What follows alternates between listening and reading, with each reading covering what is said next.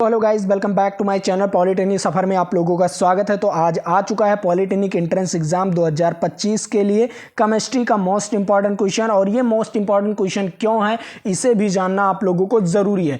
क्योंकि मैंने भी 2022 में पॉलिटेक्निक का पेपर दिया था, जिसमें मेरा रैंक 18 आया था और मैं यूपी पॉलिटेक्निक का सबसे नंबर 1 कॉलेज जीपीएल में पढ़ रहा हूँ। किसमें? जीपीएल में, जीपीएल गवर्नमेंट पॉलिटेक्निक लखनऊ। तो अगर आप भी ऐसे टॉप के कॉलेजों में पढ़ना चाहते हैं तो यहाँ से सारे क्वेश्चनों को जरूर से जरूर पढ़ लीजिए। तो चलिए, आपका ज़्यादा समय नहीं बर्बाद करूंगा, तो पहले क्वेश्चन पर चलता हूं। पहला क्वेश्चन आप लोग देखकर ही जान जाओगे कि कितनी बार ये क्वेश्चन पूछा गया है। तो यहां पर आप लोग देख लीजिए, 2023, 22 और 20 और 16 में ये क्वेश्चन पूछा गया है। तो इस क्वेश्चन का आप लोगों को जवाब देना है और ये आपके लिए मोस्ट इंपॉर्टेंट क्वेश्चन है। तो चलिए, इस क्वेश्चन का जवाब देखते हैं। तो पहला नंबर क्वेश्चन कह क्या रहा है, ये जानना जरूरी है। तो यहां पर कह रहा है, जल में घुलनशील भस्मक क्या कहलाता है? जो जल में घुलनशील भी है और वो भस्मक है, तो वो क्या कहलाता है, आप लोगों को बताना है। तो पहला ऑप्शन दिया गया आपको क्षारक, दूसरा ऑप्शन दिया गया है क्षार, और तीसरा ऑप्शन दिया गया संक्षारण, और चौथा ऑप्शन दिया है क्षारण। तो इसमें में से कौन सा ऑप्शन आपका सही है? तो मैं आप लोगों को बता दूं, जो आपका वी वाला ऑप्शन है, खा नंबर, ठीक है, क्या है? खा नंबर, ये आपका राइट आंसर है। क्षारक मतलब आपका जो क्षार है वो आपके जल में घुलनशील होगा, ठीक है। क्या होगा? वो जल में घुलनशील होगा। तो आपका राइट आंसर क्या हो जाएगा? क्षार, ठीक है। क्या हो जाएगा? राइट आंसर क्षार। तो आप लोग ये सारे क्वेश्चन जरूर से जरूर अपने कॉपी में नोट कर लीजिए। तो आप लोगों को मैं इसका पीडीएफ भी दूंगा, कोई दिक्कत नहीं, लेकिन कॉपी में लिखोगे तो आपको ज़्यादा से ज़्यादा समझ में आएगा। तो चलिए अगले नंबर क्वेश्चन पर। अगला नंबर क्वेश्चन क्या कह रहा है, यहाँ पर आप लोग देख लीजिए। अगला नंबर क्वेश्चन भी आप लोगों के लिए इंपॉर्टेंट है। तो यहां पर देखिए क्या कह रहा है, निम्नलिखित में से कौन सा प्रबल अम्लीय है? क्या है? कौन सा ऐसा है जो प्रबल अम्लीय है? अम्लीय क्या प्रबल होगा? मैं आप लोगों को बता दूं, जो अम्लीय प्रबल होगा वो 7 से जितना कम, उसका पीएच मान जो होगा, जो पीएच मान होगा वो 7 से जितना कम होगा। क्या होगा?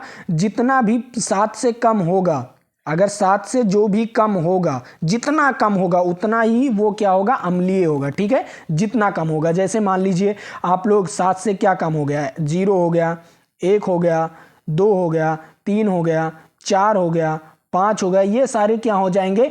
प्रबल अम्लीय हो जाएंगे, ठीक है। और जितना 7 के करीब जाएगा वो दुर्बल अम्लीय हो जाते हैं, ठीक है। तो यहां पर क्या हो जाएगा आपका राइट आंसर? यहां पर हो जाएगा प्रबल अम्लीय, क्या हो जाएगा? पीएच 0। इसका राइट आंसर क्या हो जाएगा? पीएच 0 कि ये सबसे ज्यादा प्रबल अम्लीय हैं। अगर मान लीजिए 0 और 2 और 5 में सबसे ज्यादा प्रबल अम्लीय क्या है, आपको बताना है। पीएच मान अगर उसका 0 हो, 2 हो और 5 हो, तो सबसे ज्यादा प्रबल अम्लीय क्या है इसमें में से? इसमें में से सबसे ज्यादा प्रबल अम्लीय 0 वाला है। उसके बाद अब अगर इसका उल्टा पूछ ले कि सबसे ज्यादा दुर्बल अम्लीय क्या है, तो आप लोग कह देना 5, ठीक है। जो 7 के सबसे करीब रहेगा वो क्या हो जाएगा? दुर्बल हो जाएगा, ठीक है। दुर्बल अम्लीय हो जाएगा, ठीक है। चलिए, और आपका जो पीएच मान जिसका 7 होता है वो क्या होता है? उदासीन होता है, जैसे पानी, ठीक है। क्या हो गया? पानी, ये उदासीन हो जाता है आपका। और नमक हो गया, इसका सारी चीजें क्या हो जाती हैं? उदासीन हो जाती हैं, ठीक है। अब अगले क्वेश्चन पर चलता हूं। अगला क्वेश्चन क्या कह रहा है, यहां पर आप लोग देख लीजिए। अगला क्वेश्चन कह रहा है, पोटेशियम तत्व की प्रतीक क्या होता है? जो पोटेशियम होता है उस तत्व का प्रतीक क्या होता है, किस प्रकार लिखा जाता है? जैसे सोडियम को लिखा जाता है Na और कार्बन को लिखा जाता है C से, जैसे आपका लिथियम को लिखा जाता है Li से। तो उसी प्रकार आपका जो पोटेशियम होता है उसका क्या होता है प्रतीक? तो आप लोग पोटेशियम का प्रतीक तो जानते ही होंगे। तो पोटेशियम का प्रतीक होता है आपका K। क्या होता है? K होता है। बहुत सारे बच्चे P मारकर चले आएंगे तो ये गलत हो जाएगा, ठीक है। क्या हो जाएगा? ये गलत हो जाएगा। तो आपका क्या होता है? P किसका होता है आप लोगों को बताना है कमेंट करके, ठीक है। इसको कमेंट करके बताना है PT किसका होता है और F किसका होता है, ये तीनों कमेंट करके बताना है। मैं आप लोगों को पोटेशियम का बता दिया हूं, ठीक है। पोटेशियम का क्या होता है? K होता है, ठीक है। और अगर आप लोग नहीं जान पाते हो इन तीनों का प्रतीक क्या है, कमेंट में नहीं बता पाते हो, तो चलिए मैं आप लोगों को बता भी देता हूं वीडियो में, क्योंकि उतने में वीडियो आप लोग पोज करके बता भी दिए होते, ठीक है। तो यहां पर क्या हो जाएगा, ये आपका क्या हो जाता है। और पीटी आप लोग जानते हो, लेड। क्या होता है? लेड मतलब शीशा का होता है। किसका होता है? शीशा का प्रतीक होता है। और हो गया आपका जो ये एफ क्या होता है, आप लोग जानते ही हो कि ये हाइड्रोजन का पहला तत्व है और ये जो आवर्त सारणी का है ये सभी का राजा होता होता है। क्या होता है? ये सभी का राजा होता है, मतलब ये सभी का इलेक्ट्रॉन क्या कर सकता है? अपनी ओर आकर्षित कर सकता है। ठीक है, तो इसका नाम तो आप लोग जानते हो, फ्लोरीन। ठीक है, आप लोग पीटी का नाम भी जान गए। क्या होता है? पीटी का नाम होता है आपका जो लेड होता है, आपके जो शीशे होते हैं उसका होता है। उसके बाद आपका एफ क्या होता है? एफ आपका फ्लोरीन हो गया। और पी आपका होता है फास्फोरस। क्या होता है? फास्फोरस दो प्रकार के होते हैं, एक लाल फास्फोरस, क्या होता है? एक लाल फास्फोरस और एक पीला या सफ़ेद फास्फोरस, उसे सफ़ेद फास्फोरस भी कहा जाता है। ठीक है, सफ़ेद फास्फोरस भी कहा जाता है। तो सफ़ेद, लाल फास्फोरस और सफ़ेद फास्फोरस दो प्रकार के होते हैं। ठीक है, दो प्रकार के आपके फास्फोरस होते हैं। तो इतना आपको समझ में आ गया। चलिए अगले नंबर क्वेश्चन पर चलता हूँ। ठीक है, अगला नंबर क्वेश्चन क्या है? यहाँ पर अगला नंबर क्वेश्चन कह रहा है, चौथा नंबर क्वेश्चन कह रहा है सोने के लैटिन का नाम क्या होता है? जो सोना होता है उसका लैटिन भाषा में नाम क्या होता है? इसे आपको बताना है कि सोना को हम किस प्रकार लैटिन भाषा में बोल सकते हैं। तो ये आपके लिए बहुत इंपॉर्टेंट है, क्योंकि ये 2023 में पूछा गया है, 22 में भी पूछा गया और 20 और 16 4 बार ये क्वेश्चन पूछा गया है। तो सोने का लैटिन भाषा में नाम क्या होता है? ओमरम। क्या होता है? ओमरम होता है। तो ओरम होता है। ठीक है, ओरम या ओमरम होता है, दो चीज कह सकते हो। ठीक है, तो यहाँ पर ओरम है। ठीक है, ओरम आपका राइट आंसर। ठीक है, चलिए अगले नंबर क्वेश्चन पर। अगला नंबर क्वेश्चन यहाँ पर आ गया पांचवा नंबर क्वेश्चन। पांचवें नंबर क्वेश्चन में क्या कह रहा है? पांचवा नंबर क्वेश्चन भी आप लोगों के लिए इंपॉर्टेंट है, तो यहाँ पर आप लोग भी देख सकते हो, उतनी बार ये क्वेश्चन पूछा गया है। देख लीजिए, यहाँ पर क्या हो जाता है, ये पूछता है कि परमाणु के संयोजक क्षमता रखने को क्या कहा जाता है? जो परमाणु का संयोजक क्षमता रखता है उसे हम क्या कहते हैं? संयोजक क्षमता मतलब किसी को वो संयोजित कर ले।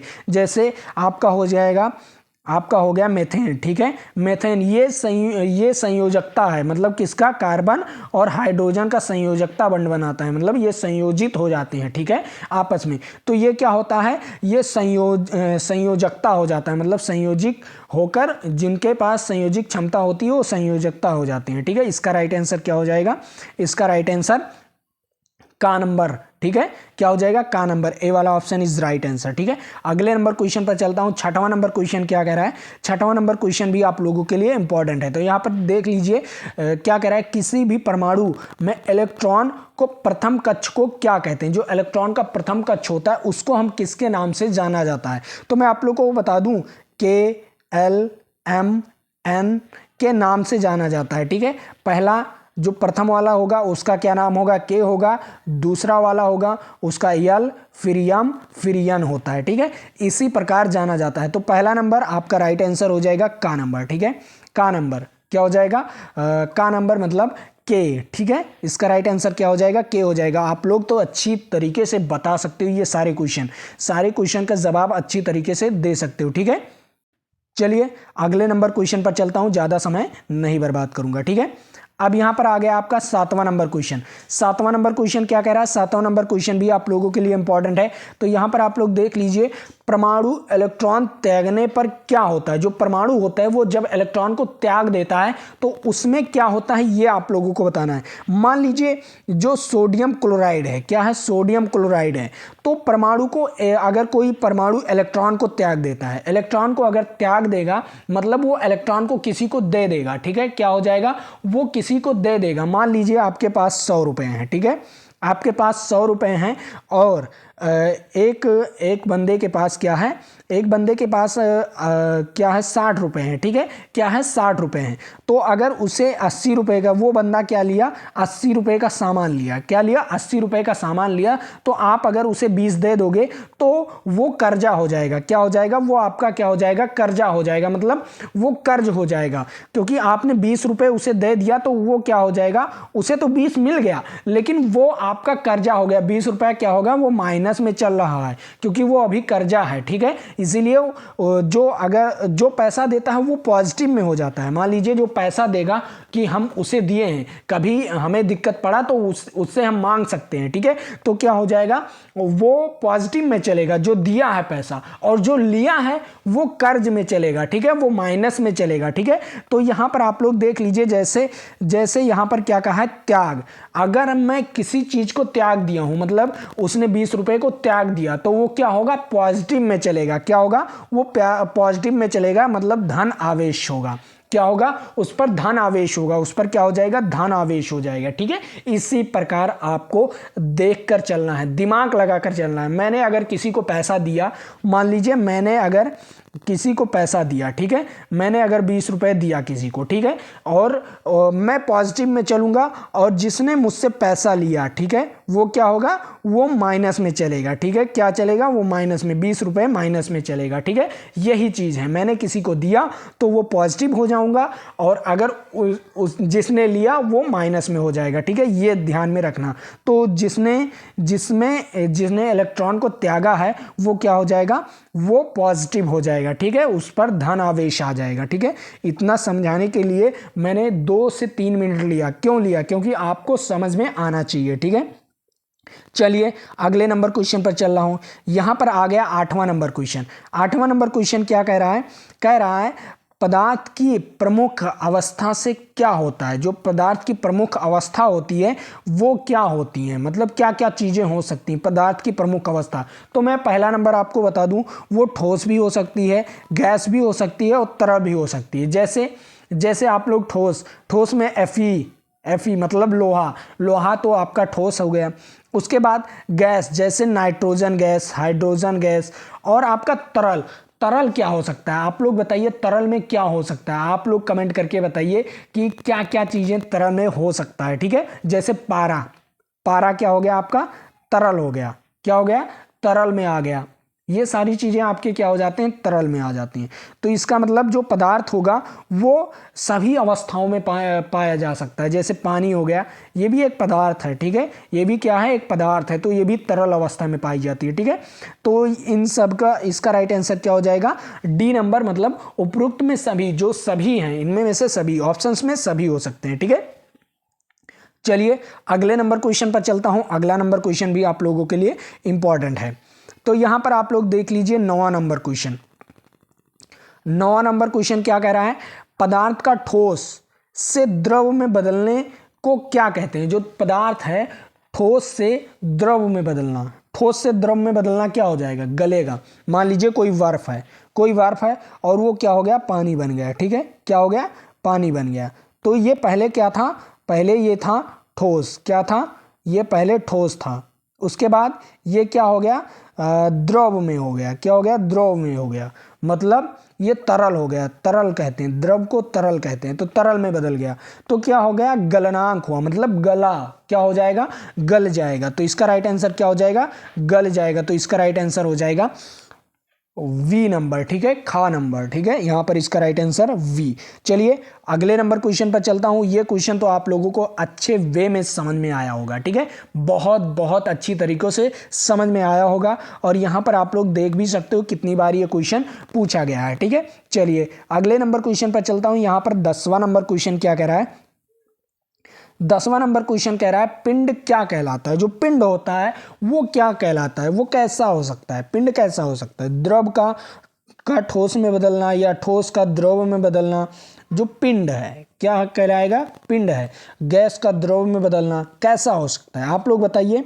द्रव को ठोस में बदलना कैसे, मान लीजिए कोई पानी है, ठीक है, कोई पानी है, उस पानी को हम अगर बर्फ में बदल दें, तो ये पिंड के रूप में काम करेगा। क्या करेगा, ये एक पिंड के रूप में काम करेगा। ठीक है, पिंड के रूप में ये काम करेगा। ठीक, तो इसका राइट आंसर क्या हो जाएगा, वी वाला ऑप्शन इज राइट आंसर। कितने बच्चों को ये सारी चीज़ें समझ में आ रही है। ठीक है, आप लोग कमेंट करके बताइए कितने बच्चों को ये सारी चीज़ें समझ में आ रही है। आप लोग कमेंट करके बताइए तुरंत कितने बच्चे को, और अगर नहीं आ रही है तो तुरंत कमेंट करके बताइए। और कोई भी क्वेश्चन अगर आपको नहीं आता है तो तुरंत आप लोग पूछ सकते हैं। ठीक है, चलिए अगले नंबर क्वेश्चन पर चलता हूं। अगला number question 11 number question. 11 number question क्या कह रहा है, 11 नंबर क्वेश्चन भी आप लोगों के लिए इंपॉर्टेंट है। यहां पर क्या कह रहा है, मधुमक्खी के जहर में कौन सा अम्ल पाया जाता है? जो मधुमक्खी है उसके जहर में कौन सा अम्ल पाया जाता है? आप लोग बताइए, मधुमक्खी के जहर में कौन सा अम्ल होता है, ये आप लोगों को बताना है। एक तो यहां से एक क्वेश्चन ये भी बन सकता है, मधुमक्खी में क्या होता है, मधुमक्खी के जहर में क्या होता है, अम्ल होता है, क्षार होता है या उदासीन होता है, ऐसा भी क्वेश्चन बन सकता है। तो यहां से कितने क्वेश्चन बन गए आपके? 2 क्वेश्चन बन गए। देख लीजिए, यहां से 2 क्वेश्चन बन गए। अब यहां पर आप लोगों को बताना है, ये क्वेश्चन क्या हो गया, मधुमक्खी के जहर में कौन सा अम्ल पाया जाता है, मतलब अम्ल मधुमक्खी के जहर में पाया जाता है। ठीक है, अब वो कौन सा जहर पाया जाता है? गंधक अम्ल होता है। क्या होता है? गंधक अम्ल होता है। तो मैं आप लोगों को बता दूं, जैसे बहुत सारे बच्चों को मधुमक्खी काट लेती है, मतलब क्या, छेद लेती है, गांव के भाषा में बता रहा हूं, छेद लेती है, काट लेती है। ठीक है, तो क्या लगाना चाहिए आपको? आपको सरफ लगाना चाहिए। क्या लगाना चाहिए? जिस जगह पर आपको मधुमक्खी ने काटा है वहां पर क्या लगा लीजिए? सरफ लगा लीजिए। सरफ क्या होता है? क्षार होता है। और आपका क्या होता है, जो मधुमक्खी का जो जहर होता है वो अम्ल होता है। तो क्षार और अम्ल दोनों रिएक्शन कर जाएंगे और रिएक्शन करके वो उदासीन हो जाएंगे। क्या हो जाएंगे? उदासीन हो जाएंगे। तो ठीक है, आपका जो दवा, यहां से दवा भी बनाया जा सकता है। ठीक है, जैसे क्षार लगा लोगे, जब क्षार लगा लोगे तो दोनों रिएक्शन कर जाएंगे और रिएक्शन करने के बाद क्या हो जाएगा? उदासीन हो जाएगा, और उदासीन होने पर आपका दर्द मिट जाएगा। ठीक है, ये रहा, आपकी दवाएं भी यहां से बना सकते हो। इंजीनियर बनने जा रहे हो, लेकिन इसमें कुछ चीजें, दवाएं भी जानना जरूरी है आप लोगों को। ठीक है, छोटी छोटी चीजें जानना जरूरी है। ठीक है, आगे चल रहा हूं। अगला number question, 12 number question. 12 number question क्या कह रहा है? 12 नंबर क्वेश्चन कह रहा है, द्रव जिस ताप पर उबलता है उसे कहते हैं, जो द्रव होता है वो उबलता कब है? कब उबलता है? आप लोगों को बताना है। क्वथनांक के समय पर। क्या होगा? क्वथनांक के समय पर, क्योंकि गलनांक में तो बर्फ से पानी बनता है, लेकिन जब उबलता है, भाप कब निकलता है? 100 डिग्री सेल्सियस पर। कब निकलता है भाप? कब निकलने लगता है? 100 डिग्री सेल्सियस पर जब होता है ना, तो पानी उबलने लगता है। ठीक है, और मान लीजिए दूध कितने डिग्री सेल्सियस पर उबलने लगता है? 80 से 70 डिग्री सेल्सियस पर। कितने? 80 से 70 डिग्री सेल्सियस पर आपका दूध जो होता है ना, वो उबलने लगता है। ठीक है, अब मान लीजिए आपका जो खून है वो कब उबलेगा? कितने डिग्री सेल्सियस पर? तो मैं आप लोगों को बता दूं, वो 55 डिग्री सेल्सियस पर क्या होगा? आपका जो खून है वो उबलने लगेगा। इसीलिए कहते हैं, अगर ज़्यादा गर्मी बढ़ रही है, 45 डिग्री पहुंच जाती है, तो सोचिए आपका खून कितना गर्म होगा। और जब ये 55 डिग्री पहुंच जाएगा तो आपके खून से भाप निकलना शुरू, मतलब आपका खून शरीर से निकलना शुरू। तो जहां पर ज़्यादा गर्मी होता है, जैसे कुछ देशों में ज़्यादा गर्मी होता है, 55 डिग्री तक क्रॉस कर जाते हैं। ठीक है, तो वहाँ पर 50 डिग्री क्रॉस करने वाले होते हैं, तो वहाँ पर क्या होता है? सब जगह एसी में रहने वाले बंदे होते हैं। ठीक है, तो यही बात है। तो यहाँ पर इसका राइट आंसर क्या हो जाएगा? पानी जो होता है, जो द्रव होता है, वो कितने डिग्री सेल्सियस पर उबलने लगता है? मतलब वो हो जाता है क्वथनांक। उसे क्या कहेंगे? जब उबलेगा तो उस डिग्री सेल्सियस को हम कहेंगे क्वथनांक। और पानी आप लोग जानते हो 100 डिग्री पर, दूध 80 से 70 और खून 55 से 60। ठीक है, ये सारी चीज़ें आपको जानना ज़रूरी है। ठीक है, अगले नंबर क्वेश्चन पर चल रहा हूँ। ये भी आप लोगों के लिए इंपॉर्टेंट था। ठीक है, 4 साल से ये पूछे गए थे। ठीक है, चलिए अगले नंबर क्वेश्चन पर। अब यहाँ पर 13 नंबर क्वेश्चन क्या कह रहा है? देख लीजिए, यहाँ पर कह रहा है, अपघटन क्रिया को क्या कहते हैं? क्या होता है? अपघटन क्रिया क्या होता है या क्या कहते हैं, ये आप लोगों को बताना है। अपघटन क्या हो सकता है? आप लोग बताइए कि पदार्थ का जटिलता को अणु में बदलना, ये हो सकता है क्या? नहीं। अब पदार्थ का सरल में तोड़ना, हाँ। अपघटन क्या होता है? जो पदार्थ होता है उसे सरल में तोड़ देता है, मतलब छोटे छोटे कणों में या छोटी छोटी चीज़ों में तोड़ देता है। ठीक है, क्या होता है? अपघटन की क्रियाएं यही होती हैं। ठीक है, चलिए अगले नंबर क्वेश्चन पर चलता हूँ। अगला नंबर क्वेश्चन भी आप लोगों के लिए इंपॉर्टेंट है।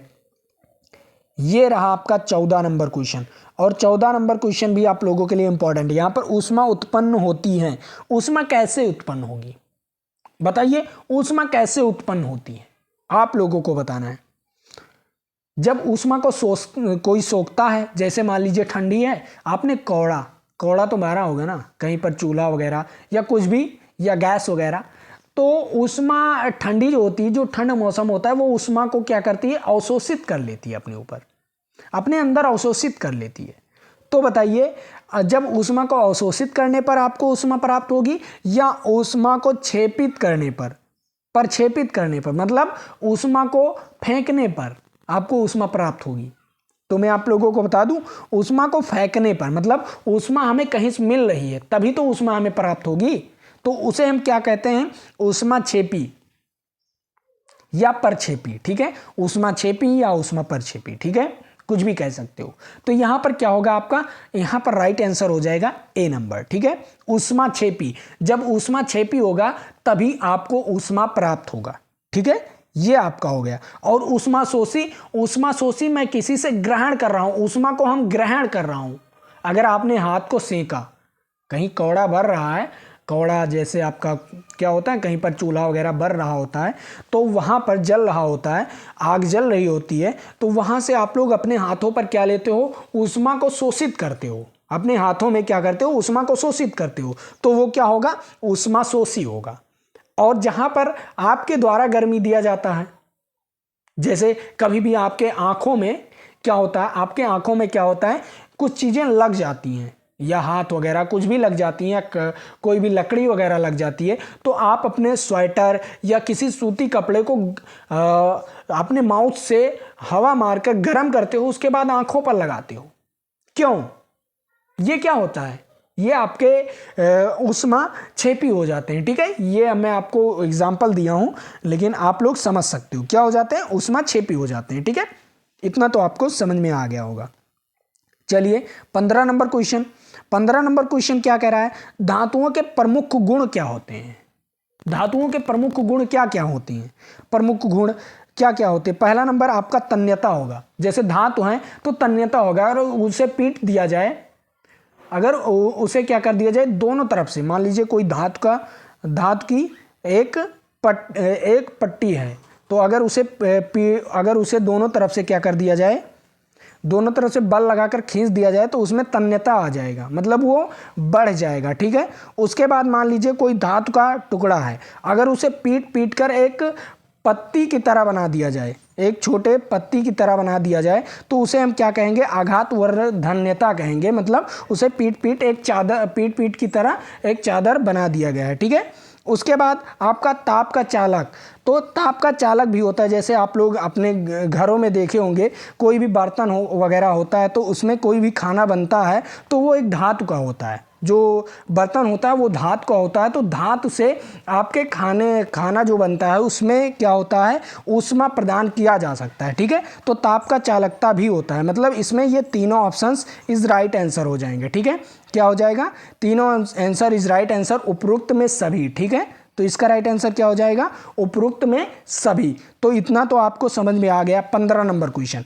तो चलिए अगले नंबर क्वेश्चन पर चलता हूं। अगला नंबर क्वेश्चन क्या है, अगला नंबर क्वेश्चन है 16 नंबर क्वेश्चन। इसमें क्या कह रहा है, इसमें कह रहा है तांबे के प्रमुख अयस्क को क्या कहते हैं। जो तांबा होता है, तांबा आप लोग देखे होंगे, तांबे को प्रमुख अयस्क को क्या कहते हैं, अयस्क होता है, उसमें क्या क्या अयस्क पाई जाती है। तो पहला नंबर मैं आप लोगों को बता दूं, जो मैग्नेकाइट है, जो मेलेकाइट है, ये भी आपका दूसरे का, मतलब किसी दूसरे का है।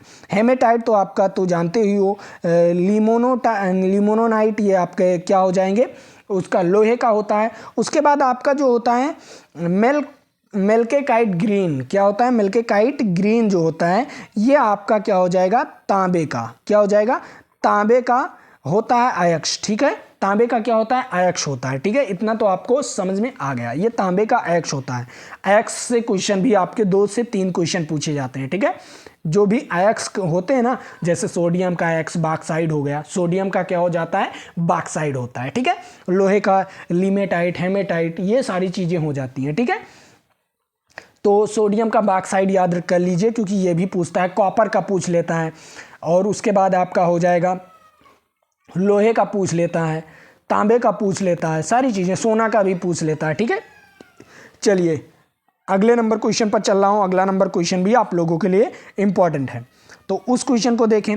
17 नंबर क्वेश्चन, 17 नंबर क्वेश्चन क्या कह रहा है, लिमोनोनाइट की किस धातु का एक्स से मिलकर बना होता है। जो लिमोनोनाइट होता है, जैसे लिमोनोनाइट आपका हो गया लोहे का, ठीक है, जैसे सोडियम हो गया आपका बॉक्साइट, बॉक्साइट का हो जाएगा सोडियम, ठीक है। तो यहाँ पर लिमोनोनाइट जो है वो किस धातु के एक्स से मिलकर बना होता है, लोहे से, ठीक है। क्या हो जाएगा, लोहे से मिलकर बना होता है, इज राइट आंसर, ठीक है। इसका राइट आंसर क्या हो जाएगा, ख नंबर, ठीक है। अब चलिए अगले नंबर क्वेश्चन पर चल रहा हूँ। अगला नंबर क्वेश्चन भी आप लोगों के लिए इंपॉर्टेंट है। यहाँ पर 18 नंबर क्वेश्चन, 18 नंबर क्वेश्चन क्या कह रहा है, ढलवा लोहा की, लोहे की विशेषताएं क्या होती हैं। जो ढलवा लोहा होता है उसकी विशेषताएं क्या हो सकती हैं, ढलवे लोहे की विशेषताएं क्या हो सकती हैं, सभी बच्चे बताइए। अब ढलवा लोहा क्या होता है, एक लोहा होता है, एक ढलवा लोहा होता है। तो ढलवा लोहा आपका कच्चा लोहा, जब जहां से कहीं से निकलता है ना तो वहां से कच्चा लोहा निकलता है। ढलवा लोहा क्या निकलता है, कच्चा लोहा। उससे किसी भी चीज़ को उसमें गर्म किया जाता है, उसमें कई चीज़ें सफाई जाती हैं, तो उसे एक पिघला कर नया नया वस्तु बनाया जाता है। जैसे आपका ट्रक हो गया टाटा का ट्रक हो गया, उसका कोई भी पार्ट जो बनाया जाता है, जैसे लोहे का आपका क्या हो गया, कोई भी चीज़, लोहे की कोई भी चीज़।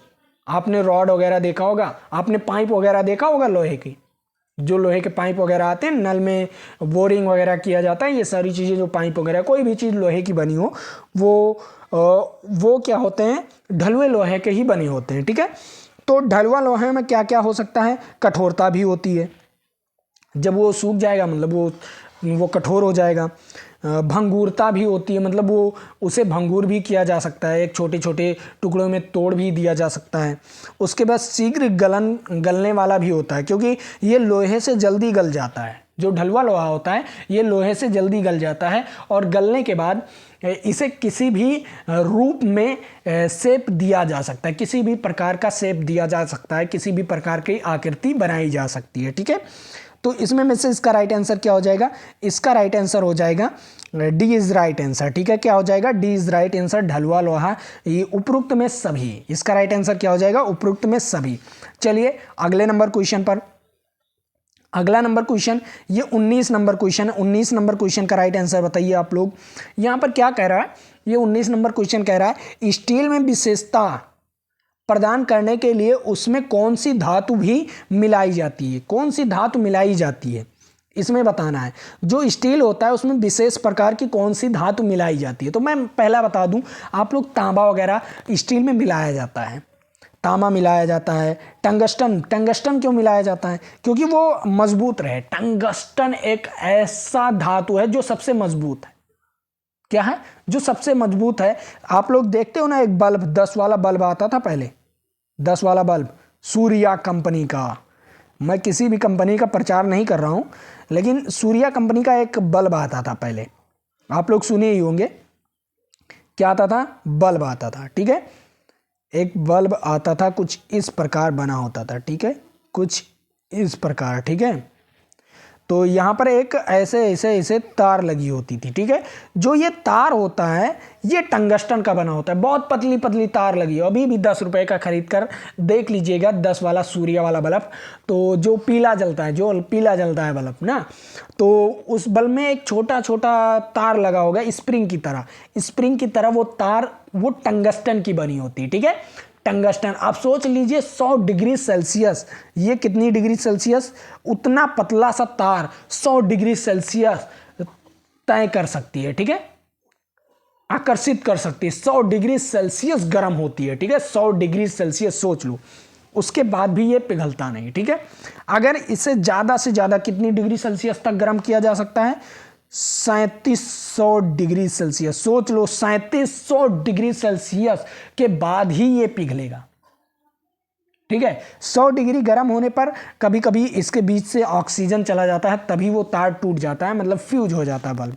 लेकिन 100 डिग्री सेल्सियस पर गर्म होकर भी वो गलता नहीं, क्यों, क्योंकि उसके अंदर ऊष्मा का अवशोषण बहुत है, वो ऊष्मा को अवशोषित कर सकता है, ठीक है। तो टंगस्टन कितने डिग्री सेल्सियस तक गर्म हो सकता है, 3500 डिग्री सेल्सियस से 3700 डिग्री सेल्सियस तक गर्म करो, तभी वो पिघलेगा, ठीक है। निकिल भी मिलाया जाता है, मैग्नीज भी मिलाया जाता है उसमें।